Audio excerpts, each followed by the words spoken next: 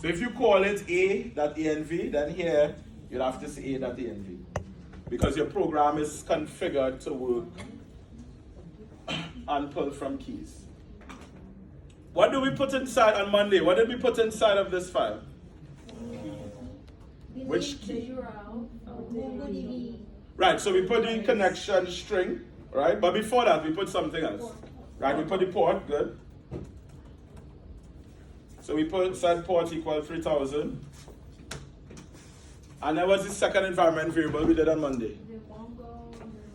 Right, we took the connection string that we're going to use to connect to MongoDB. And we place this here. So we say MongoDB URL equal. Where are we going to get that connection URL? From the website. Atlas. Not Mongoose, but Atlas. So we go to Atlas. Where do we go? Right, so we go to, no, not that database access. Right? No. Clusters. We click on clusters.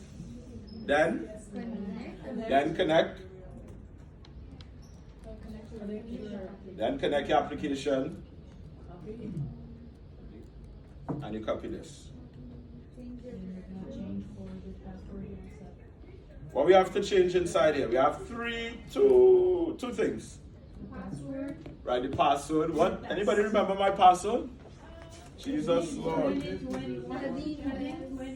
Was it Kadim or Kadim Best? Kadim Best. 20. Just Kadim? I don't know. Oh. It was a 1. It was 2021. 2021. There's a 1. You forgot this shift. You're sure? I don't trust you. Let me restart it. Serious one? What? No, I trust you. 1? The only part I remember is the 1. So You're sure? No, 2021. Instead of the exclamation, it was a 1. Oh, and then 2020, I remember though. it's after this. Okay, let me just reset it. That's the safest thing to do. 2020 followed by 1. 20201. Because sure? That's the part. you know, Okay, we'll you reset. You forgot to press the shift and it came in as a 1. Exactly. Okay, but let's just reset. How do we this revision? How do we reset our password? Where do we go? Right, we go to network or database? Database.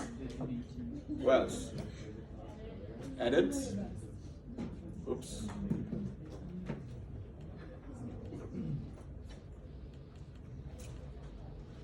Right, so what should I put it to? Kadim Bash 2020 exclamation. Right. You all watch it as a watch. 2020 exclamation. What does this mean? Atlas admin, read and write. Power. Authorization. Right, privileges. Whether the account is going to have all access, read and write, only read. Who will have all access? Administrator. We. In this case, we are both the database administrator and the programmer. But if you hire a newbie, which access are you going to give them to? Right, they may give them only read, may write, depending. Right? Remember, if you give somebody admin access, that means they can delete your collections. And if you delete your collections, imagine you work in Walmart and you delete Walmart products collection. All their products gone. That's not only will they fire you, they will fire you and hire a sniper. I think that's right. It will be backed up. It will be backed up. I don't think I saved. Did I save it? No, I don't think so. The password, gods clearly don't want me to have this password. Right. So in our connection string, Now we have to change the test. right, what does the test represent? Vlad. What does this represent? Your project name. The Project name? close. Not the project name, but the database name. Good. So we want to give it a meaningful name. So here we call TASAP.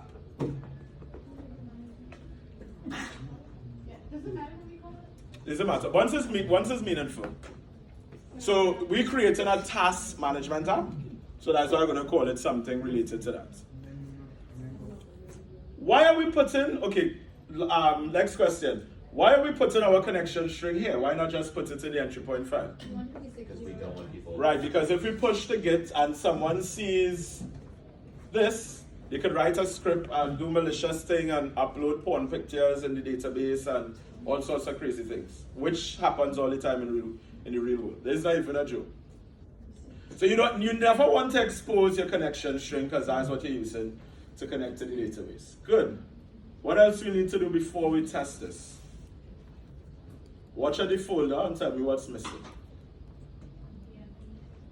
Right, we're missing the node modules folder, so we want to run npm, not init, but npm install. What's the difference between npm init and npm install? Right, init is initialized. This project is already initialized because it has a package.json. If we do that, we will recreate the package.json, which will delete all of the packages that this project is attached to, which is not what we want to do, right? We want to go into the package.json and install all the dependencies it depends on. You're going to pass the exam very high next week. npm install.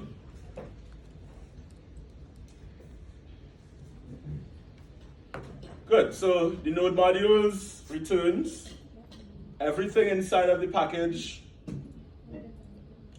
Everything inside, all of the dependencies have been reinstalled. What else we need to do? What else we did on Monday? We're covering App.js getting We like create objects with the. But before that, close to what you see. We've got the JS file inside. Install Mongoose. Right, we have to install Mongoose. So let's talk about, we're revising while we're learning new stuff. What is Mongoose? Mongoose sounds like an animal, it sounds like a squirrel. When I heard that the first time, I was like, oh. Maybe I didn't learn biology too well. Anyway, what is Mongoose as it pertains to, if I ask you that in the exam next week, what would you say? 2 marks. What is Mongoose? It's?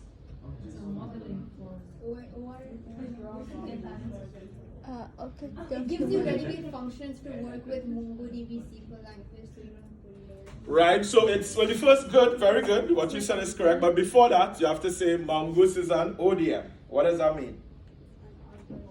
Object document. Object data mapping. modeling. But what does that mean? What does that mean? ODM.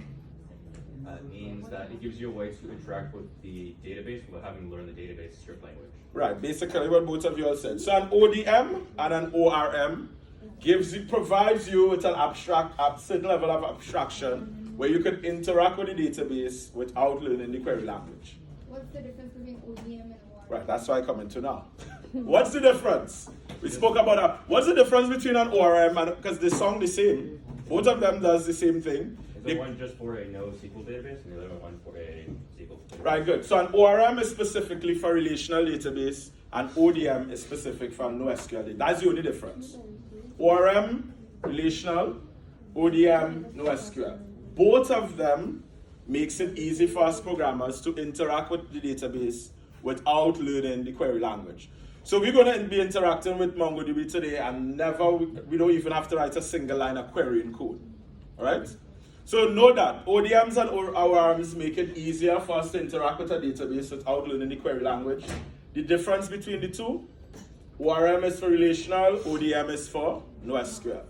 And what is Mongoose now? Now that we said all that. Mongoose is an ODM specific to MongoDB. Right? So given that we have Mongoose installed, what's the first step? What's the first thing we do? Required. We read, you all ever heard this acronym? RTFM. Read the manual. You all ever heard that before? No, serious, this is a real thing. I'm not even kidding. You all never heard about read RTF. You all are very smart people. You all can figure out what the F stands for in the acronym. But it means read the manual. So that's the first thing they teach you in programming. No. Can you spell it out? Can we place your read? No. So the first thing you're supposed to do is read the documentation. Right? So when we install Mongoose, we go to the documentation website and we take these 2 lines of code. Now, you'll realize in going from now till the end, most of the coding we're going to be doing, we're going to be having our documentation side opening. Because you're not going to remember every line of code. It's impossible for you to remember. Think of how many files we have in this application. Impossible for you to remember everything. And as a programmer, you don't remember all the syntax. You code along with having your docs open. Remember, Mongoose was written and created by somebody. So they have rules that we have to follow. So we copy this. Which file do we copy it to? Which is the entry point file. Good.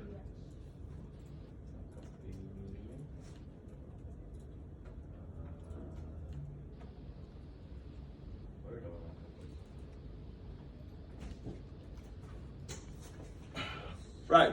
So with Mongoose, the first thing you have to do is import the package, and then you have to call the connect method. Now, I don't like my imports scattered all over the file. I like it to the top, so I'm going to push.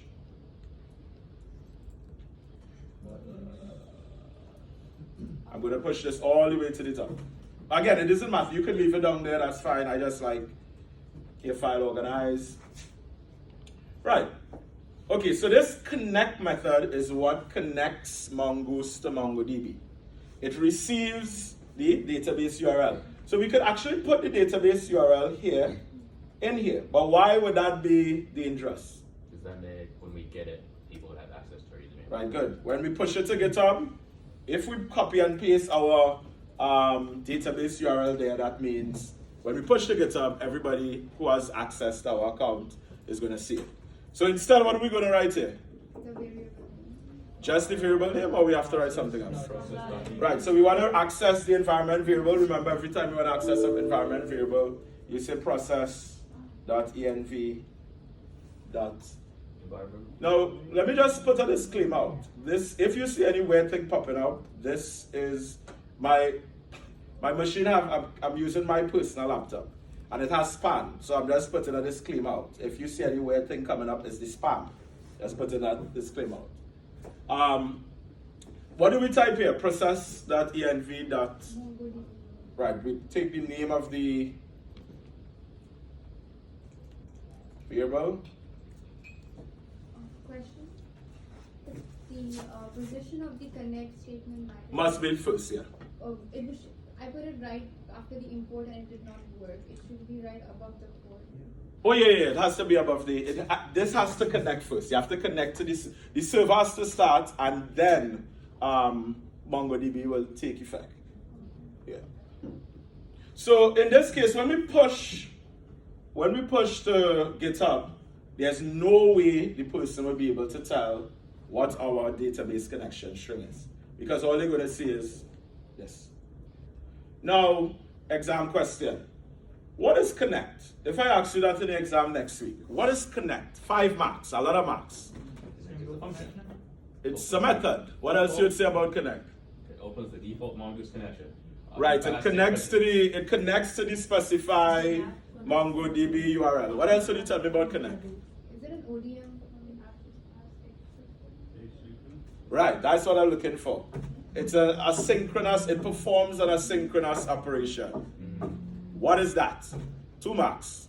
Returns a promise. An asynchronous operation returns a promise, but even before that, what is an asynchronous operation? I have a question. Oh, sure. Answer your question first. Okay. What is an asynchronous operation? It doesn't block anything, so everything else start processing and as it's trying to connect to database. Good, but the main thing is that it will take time to execute. It is not, like for example, all of these, most of your code that you write is synchronous, which is the opposite of asynchronous. You say 1 + 1, and then beneath that you have console.log. 1 + 1 will execute. Immediately after 1 + 1, your console will execute. That is not how asynchronous works. We don't know how long it will take for our server to connect to MongoDB, because MongoDB is on a different server. It's on somewhere in the cloud. our app is going to be hosted on Heroku, which is also somewhere in the cloud, but 2 different servers. So this line of code could take 10 seconds, it could take 2 minutes, it could take 3 minutes. It's asynchronous, and because it's asynchronous, it means that even though it is expected to do something, something could fail during that time period. And remember Monday I gave you a real world example of an asynchronous operation. You call to book a Lyft or Uber, right? You call a taxi. That is a clear example of an asynchronous operation because the taxi is not going to immediately appear as soon as you press confirm. Even if they're 2 seconds away, it's still going to take them 2 or 3 seconds to come to you. So that is what you call an asynchronous operation. When you book a Uber driver, even when they accept the request, they could either fulfill the request or they could reject the request. Let's assume the Uber driver, he or she is on their way to pick you up. During that, they could get a flat tire. So yes, they initially told you, I promised to pick you up. Something happened. They can't fulfill the request. So it has to throw some sort of error. And that is how asynchronous operations work. Asynchronous operations, 1, take time to execute. 2, return something called a promise. A promise is an object that can be resolved or be rejected. It will be resolved if, so the promise in this case will be resolved if we actually connect to MongoDB. But if we pass incorrect credentials, it's impossible for us to connect. So then the promise cannot resolve the initial promise it made, and it will reject it, just like a Uber driver. I promised to pick you up, I got a flat tire, I have to cancel my pursuit. So, but can I think there's like a different thread of operation, like it's executing disconnect while the other thing Yeah, is while the happening. other thing is So happening. different threads. Yeah. Although JavaScript is single-threaded, but the way how it deals with that, it doesn't create a separate thread. It just puts all of the asynchronous operation on a different stack.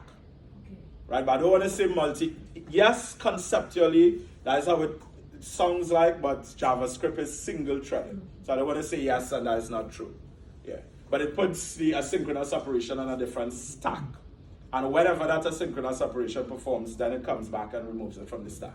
But as behind the scenes, we as programmers, we're not really concerned about that. We're just concerned if this is asynchronous, we need to facilitate the promise. How do you facilitate a promise with asynchronous operations? You use then and catch, right? So the first thing I have to do is remove the semicolon, because then it's going to think that if you put semicolon here, it means end of statement. You can't fulfill the request. So here we say that then, that catch. What do both that then and that catch accept? A callback function. Good. So these are the type of questions I'm going to ask you in the exam. To take the semicolon off. Yeah, you have to take the semicolon off, or else it will think it's a statement and you will therefore can't fulfill it. So both of these have to accept a callback function. What's the difference between the then and the catch? If I ask you that for exam. If successful, it will be Catch from there. The then statement is when the promise has been resolved. Right, so the then will be executed if the promise has been resolved. So the Uber driver actually picked you up. And then the catch is for error. Right, the catch is if the promise is not resolved. Throws an error, right? So that's the difference between the then and the catch. Whatever you put inside of the callback for the then will happen only if the promise fulfills the connection. If it doesn't, then you enter the catch. Oh, lights.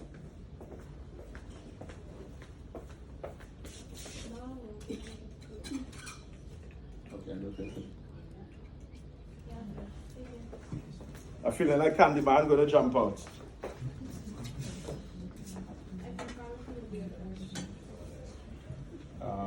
What was going on? Error. Yeah. It'll be a then and catch. Press the Error while connected to the. are funny. We speak programming now. That's good. That's very good. No, it doesn't seem normal anymore. That's still good. That's very good. When you dream in code, that's always a good thing. No, I don't want to dream about foreign hoops. Dream about promise. That's way better. Dream. They get rejected all the time.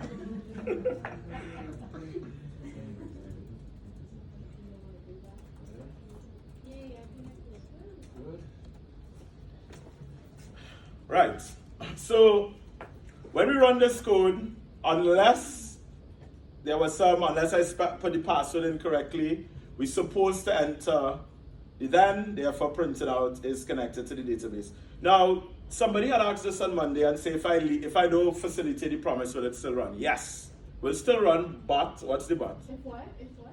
If you leave out the dot then and the catch, if the code will still run, and the answer is yes, but what's the but? Well, if Something Right, you wouldn't be able to, you may think that you connected to the database and you continue coding and you write all this. And then when you run in, it says that you get errors and you're thinking, okay, it's the other code that's all right, not knowing that you're not connected to the database. So this is like a error proof, right? We check it to see, okay, if the connect was fulfilled, we get a message. If it wasn't fulfilled, then we know something went wrong. So let's run this.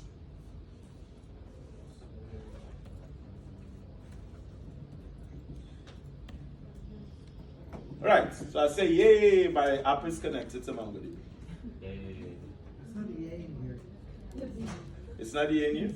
Well, my connection was successful. Actually, no. Something is wrong. Hold on. I think I do wrong folder. You said your web server is connected and that's not what I wrote. Okay, I think that's not. Oh, Kadeem, you don't have. Oh, I didn't Mongoose install module. Mongoose. I didn't install Mongoose. Yeah, when I looked in your note, Did I? it wasn't there. I had to install it manually. No, but I can swear I think we No, it's did. not there. It's not there. Your dependency's not there. One more Okay. thing. All right, you all will kill me. Install Mongoose. So it's one line of code. You all will kill me. I didn't too, so.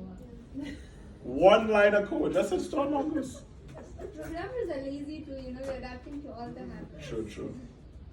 I think I now that I remember, I deliberately left it out so we could have gone through the process and start. Yeah. Right?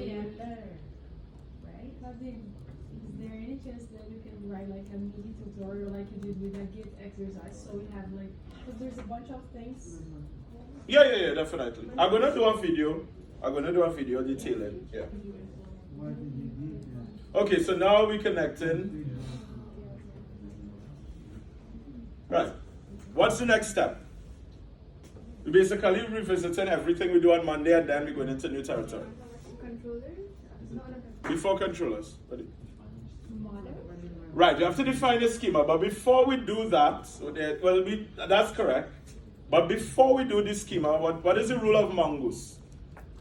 Mongoose says for every collection you need to, Have a document? right, you need not a document, but a model. You need to have a JavaScript file that represents the collection. So I'm going to repeat. If your application that you're building has 8 collections, then you have to create 8 model files, a JavaScript file. Each JavaScript file is going to be mapped to a collection. So for this app, this is a very, very simple task management app. Let me just go through it quickly. So let's talk about what the app is going to do. So we're going to only be able to cover 2 things from the app today. I'm going to record the video and upload it over the weekend so that you all could watch the other stuff. And Monday we're going to continue. So in the end, we're going to have, by Wednesday, we're going to have all of the 95% of the things required for you to complete the project. So how the app's supposed to work is that the first thing you're supposed to do is register. Right? Now we're not going to do registration today because registration is a little more complex than creating a task. So you register, you enter your first name, last name, email, password, confirm password, and then you upload an image of yourself. Right? When you click on a user, it's going to insert a user document into the user collection, your password is going to be encrypted.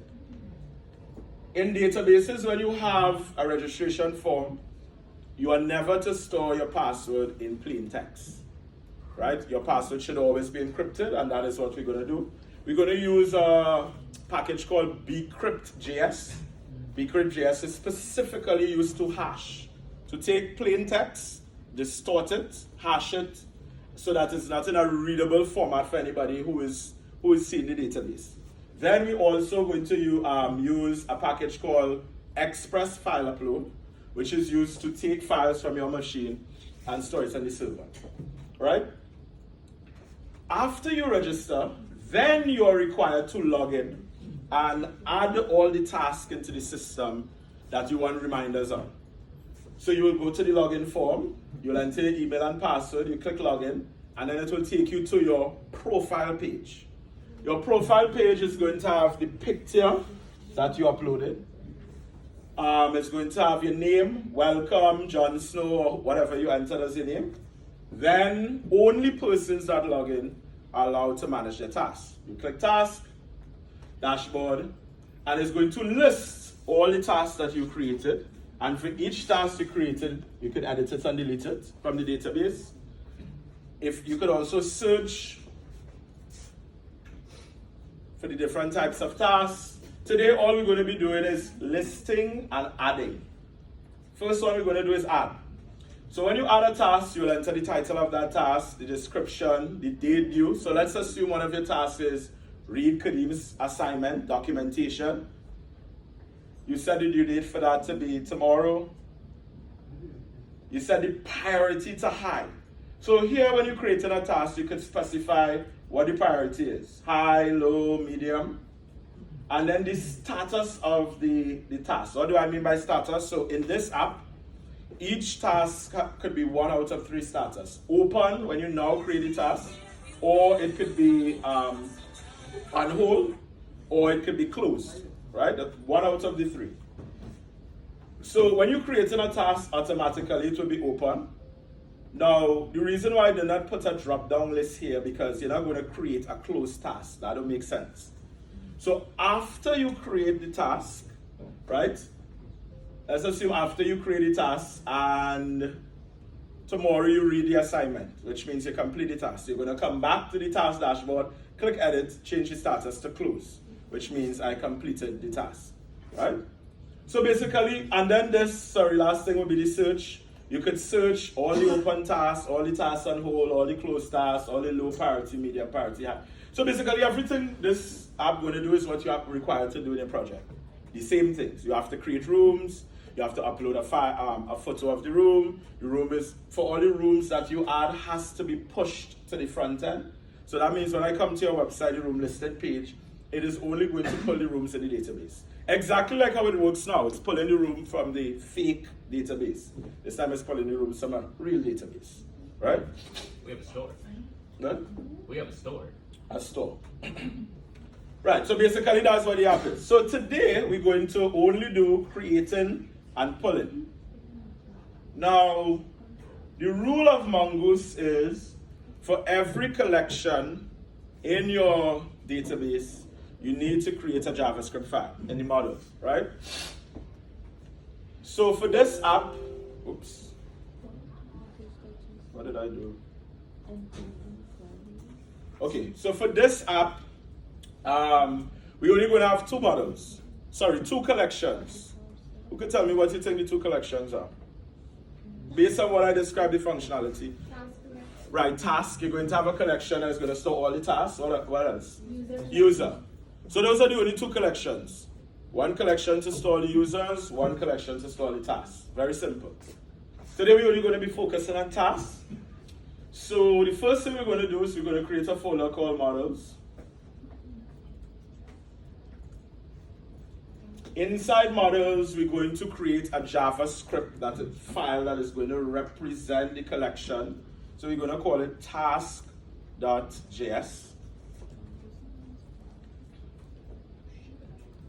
Now, just a heads up, I know this could be sometimes confusing. When you now start MVC and you have so many files named the same thing, it's very easy you could get lost, right? So, for example, if you look at the controllers, we also have a task.js.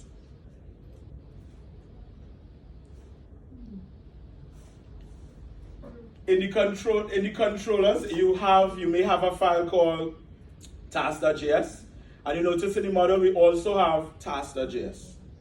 That can be confusing at times to some people. And if for some reason you realize that you're slowing down and you're getting lost as to which file doing which, just rename the file. So instead of calling this task.js, say taskmodel.js.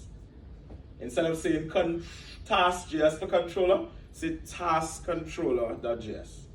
If that will help you in terms of readability, by all means. It's not a convention, but at the end of the day, you don't want simple things like this slowing you down, right? What do we put inside of the task for Monday? What is it? The schema. Right, a schema. What does that mean? What does schema mean, my friend? What does schema mean? In the world of database, when you hear that word schema, what does that mean? It's like a skeleton, a blueprint for... So in the relational world, what would be a schema? If I ask you in the relational database world, and I ask you to say, show me a schema, what would you show me? Right, your tables and the columns that make up a table. In the NoSQL world, if I ask you to show me a schema, what will you show me? Before that, you will show me your collection, right? And in your collection, you will see the documents and the structure of the documents. So, Mongoose, the rule of Mongoose says that for every two rules. One, for every collection, you need to have a JavaScript file. Two, in that JavaScript file, you need to create a schema. Your schema is going to dictate the shape of the documents that are going to be inserted into the collection. I'm going to repeat.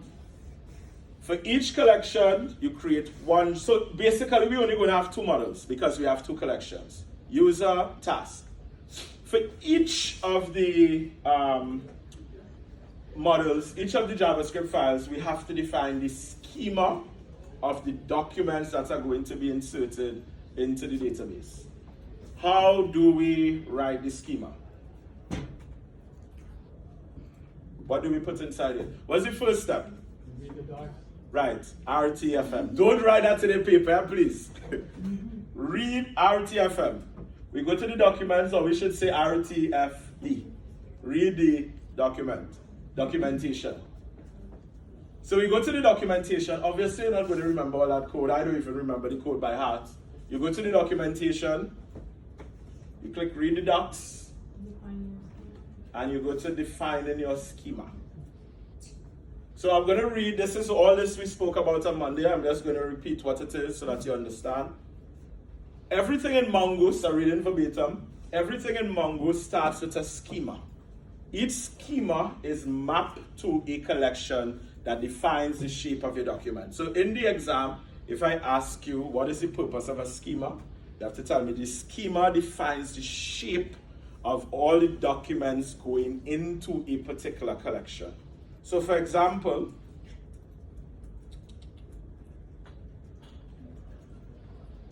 right, what would be the shape of the task going into our task collection?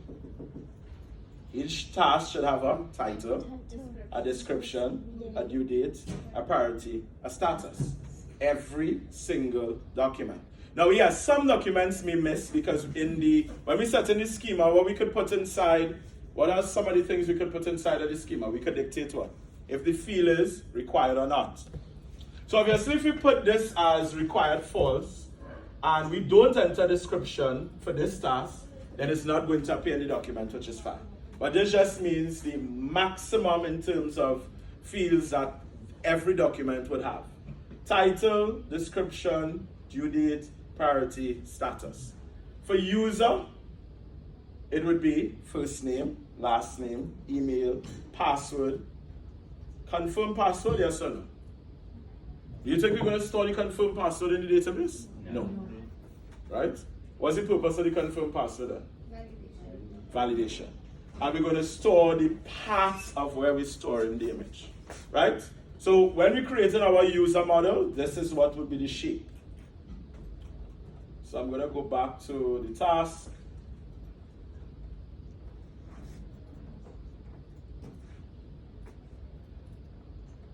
So read the manual, then we copy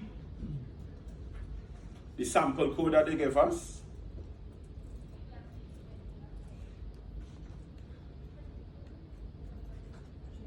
Right. Right. Rule 1, change the var to cons y. Because we're sticking to ES6. Good.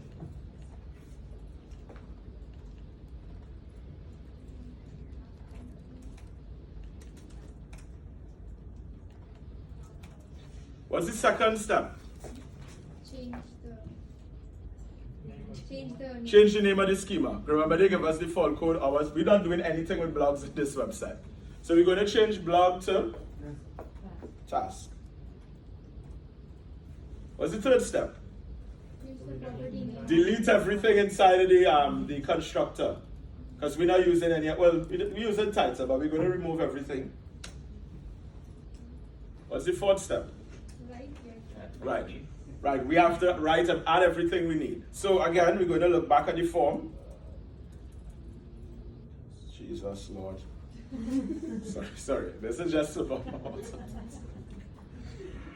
Yeah. So what we're going to specify, we say that every document needs a title, description, due date, priority, status. So in here, we're going to specify that. What is the syntax for specifying for shaping the document? Right, key value, key value. So you put name, followed by, colon, followed by, bingo. Open bracket, open braces. What do you put inside here? You could put type. What else could you put? Required. What else you could put? Default. Those are the things to know. You could put required, type, default. So for title, we're going to say type, string. Required, yes. How could you create a task without? True. Right? So we're going to put true here. What do we do next? Are we just going to write the word description, or are we going to do something? Comma.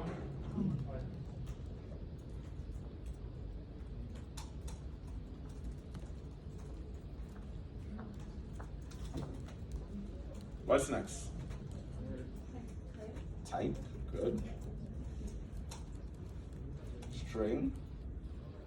Required could be false, but we'll just put all of them true for today. You can put false and you test it. That's technically you don't have to put a description, but let's force people to be detailed when they're sorting out the task. What else? Due date. Due date. Type. Date. Required. Yes, you want to put this true. What else you put in?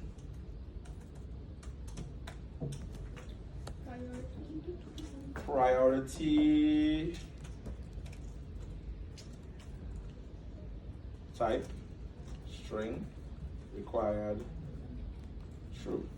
What else? Status. Right, status. So status is going to be a bit different. Here's why. So we're going to say type string, but for status, we're not going to put required, we're going to put default to be open. What does this mean? Who can tell me what you think this means? When you create a new document, it's going to be opened by. Right. When you add a default key to a particular attribute for a document, it means that when the document is being inserted, it's automatically going to get this value. Remember, we said when you in our app, in this app, this fictional app that we created, when we create a task, we say by default all the tasks is going to be open until you go and edit it to be closed. That's the only time it's going to change, right? So let me just show you all again. Title, description, due date, priority, status, or status. I don't know what's the correct Status. When I come here, we from Trinidad we say data. When I come here, I hear data. When I go America and New York, they say data. So I don't know what's the correct thing. They say Z, we say Z. True. Is it required proof for or no? If it's Required for status? Like okay, so good. I love that question. What should we put for? What do you think? Okay, with default, when you add a default value, do you think it's going to be automatically the required is going to be true? What do you think? true. It's automatically going to be true because it's always going to have a value. So to put it is somewhat redundant. So that's why you notice when people have default, they don't put required true because it's going to always have a value, right? What is the last recommend? We spoke about that last class, and I said it's recommended that you put something. A Boolean value to see it with. Well, that's if you're doing a logical delete, but in this case, we're not doing a logical delete. What else would we? What else? I said last class that when you're creating documents, it's recommended for you to put something. Date created, good, right? Why? Who remembers the why? Simple order. And that would also be default. So let's talk about the why in this. Now in databases, what you always want to do is be able to track people. Right? As scary as that sounds, that's the truth. Like let's take for example, Tim Hortons, right? All the cashiers at Tim Hortons use something called a mission critical application. So in organizations, a mission critical application is an application that the company cannot do without. It is critical to the operation. So for example, in Tim Hortons, in Walmart, and most of these like supermarket groceries and stuff, they cannot function without their cash register app there, right? So that is considered a mission critical application. Now let's assume a particular, let's assume I was the cashier and Vlad came up to buy some stuff and Vlad was like, "What's up, Kadeem? Come on, discount, give me a discount. I want 10 hot chocolates, I'm gonna buy one for Katerina, Itab, Val, and give me 100% discount." And I say, "Okay, Vlad," and I write off the whole bill. My supervisor comes later. She wants to know, she's going through the reports at the end of the day. She wants to know who did that? Who wrote off this entire bill? Let's just pretend the bill came up to $150. I mean, that's small money compared to what Tim Hortons make anyway. But she wants to know who wrote off this and this particular order. One, she will see, so in addition to putting date created, another attribute that we're going to put, we're not putting it now because we haven't done registration, is to put a key called created by. So you could search who created the order. So she'll come at Kadeem Best. Why did you give this customer this order, which is 150? Why did you write it off? One, and then she could see, if I'm saying, I don't know what you're talking about, she could say, yes, this order was created at this particular date, at this particular time. So that's why it's a good practice. And it's not only a good practice for NoSQL databases, this is also put onto relational databases as well. So this is not a NoSQL thing, this is a database thing, right? So in the video when I'm doing registration, I'm going to come back to this model and update it from to just being date created to being date created and created by. We can't do it now because we're not registered, right? Right, the last thing, so Mongoose requires us to do two things in every model file. One, create a schema, and two, I'm going to put a comment here, create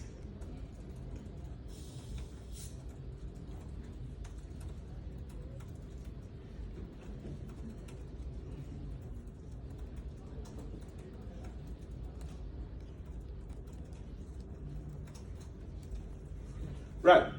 So why in this case, now again, yes, this may seem overwhelming as the first day doing that, and that's totally fine. But when you actually start to get into the groove and get into the coding, you'll realize how repetitive every collection every collection you have is going to have a file that has this same thing. Schema, and you have to create something called a model object. What is a model object? So a model object is the object that will allow us to perform CRUD operations on the given task. What do I mean by CRUD operations? Create, read, update, delete. So after you create this schema, you have to create a model object. This object is powerful. This object will allow us to create tasks, update tasks, delete tasks, edit tasks, without writing a single line of query code, right? If you go, so let's go to the FTMD. We're going to say creating a model. Right. So I'm just going to read this, what they said here, and then we're going to take the code and we're going to break up the code. Just so that we understand it. Model. To use our schema definition, we need to convert our task schema into a model we can work with. Now, what does this mean? After you define, remember the schema just says, okay, this is the shape of all the documents going into the collection. Now we have to specify which collection, and in doing so, we create an object called a model, and that model allows us to perform CRUD on the collection that we indicate. So we're going to have a model object for task. We're going to have a model object for user. The user model object will allow us to perform all the CRUD operations on user, and the task model will allow us to perform all the CRUD operations and the task collection. To create a model, you take this line of code and you place it underneath the schema. We're going to dissect this just now. What do we have to change? We have 4 things we need to change in this one line. Right, we need to change ES5 to ES6. What else do you have to change? Blog. Right, blog to task. Blog schema to task. This is the task. And then, right, so whatever we call this schema here. So let's talk about what this is actually doing. Right. So you see this object here? This is very important. Think of this object as the love of your life. Can't let it go. Right? Gives you butterflies in your stomach. This is very, very, very, a very important object. Without this object, we cannot do anything to tasks. We cannot add a task. We cannot update a task. We cannot delete a task. So this object is very important. This is the model. This model, so with this object, we could say .find, which will pull things from the database. .save, which will insert things in the database. .update, .delete. Very, very simple. To create a model,